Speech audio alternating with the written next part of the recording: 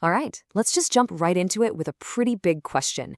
Is something like kidney failure actually written in your stars? Yeah, I mean, that's the core idea we're going to explore today, right? Could your physical health, and we're talking about something really serious here, like kidney disease, could it all be mapped out beforehand in an astrological chart? So you've basically got these two completely different worlds looking at the same problem. You've got modern science over here, which says, look, kidney failure is a biological issue. It's about breakdown. It's often tied to things like diabetes or high blood pressure.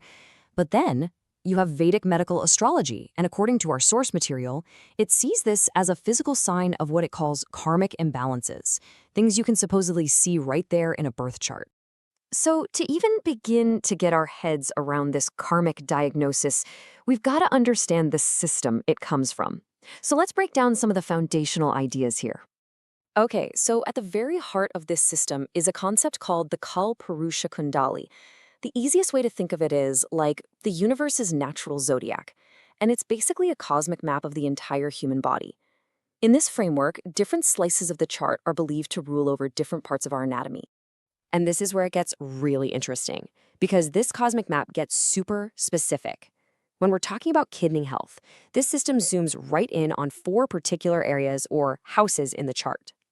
All right, so first up is the seventh house. That's considered the main home of the kidneys. Then you've got the sixth house, which is all about disease in general. After that, there's the eighth house, which points to more chronic, long-term stuff. And finally, the 12th house, which is linked to things like hospitalization. So according to the source, how these four houses interact with each other, that's what tells the story of your renal health. Okay, so if the houses are the stage, then the planets, they're the main actors. So let's meet the key players, or as our source material calls them, the planetary culprits, that are said to have a direct impact on how your kidneys function. And first on our list is Venus, also known as Shukra. In this system, Venus is, well, it's the big one. It's considered the single most important planet when it comes to the kidneys. You see, Venus is what's called the primary karaka, or significator.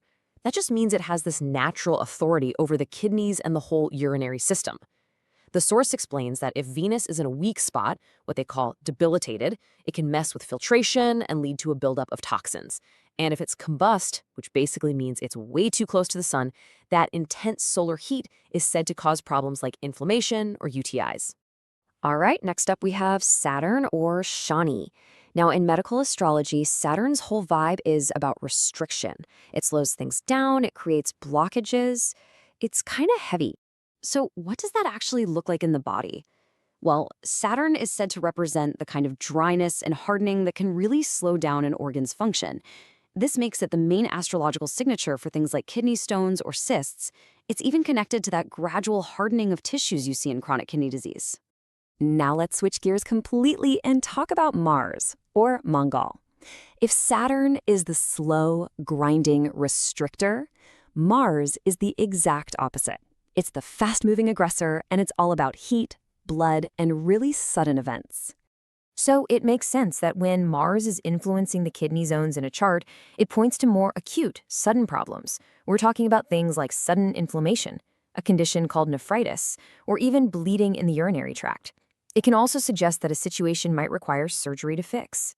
And finally, we get to the most mysterious players of all, Rahu and Ketu. Now, these aren't planets like we normally think of them. They're what are called shadow nodes. They're basically mathematical points in space where the moon's orbit crosses the sun's path. In this system, they're seen as these super powerful, often unpredictable karmic forces, and they can create problems that come out of nowhere and are really hard to diagnose. So Rahu is tied to those sudden explosive issues that are often a mystery to doctors. Think of a strange autoimmune response that just pops up. Ketu, on the other hand, has this energy of like detachment and narrowing, and that could supposedly show up in the body as an organ shrinking or weakening over time, a process called atrophy. Okay, now this is a really crucial point from the source. Just having these difficult planetary combinations in your birth chart doesn't mean you're doomed to get sick. It's just a potential. For that potential to actually become a reality, it needs a trigger. And that's where timing becomes everything. I just love this quote from the source material because it makes the whole idea crystal clear. It says a challenging placement is like a loaded spring. It's holding all this potential energy, right?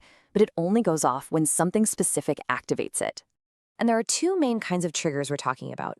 First, you've got what are called dasha periods. These are long-term planetary cycles that can go on for years, slowly bringing some hidden issue up to the surface. And then you have transits, which are just the planet's current movements up in the sky. So a slow-moving planet like Saturn passing over a sensitive spot in your birth chart, well, that's said to create a much more immediate window of vulnerability. So, if this system points out these challenging placements, what does it suggest you do about it? The source offers some ideas for energetic support, but it's immediately followed by a really important, sobering reminder. So, the remedies that are suggested aren't medical treatments at all. They're more like subtle, energetic corrections. We're talking about things like making specific donations to strengthen a planet's energy, or practices to balance the body's elements, reciting specific mantras, and acts of charity. These are all seen as ways to create positive, karmic, and energetic support. And this right here is the most crucial point of this entire explainer. The source itself is incredibly clear on this. This system is about providing karmic and energetic insights. It is not for making medical diagnoses.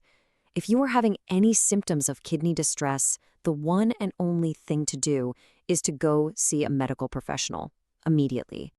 And that really leaves us with a final thought to chew on.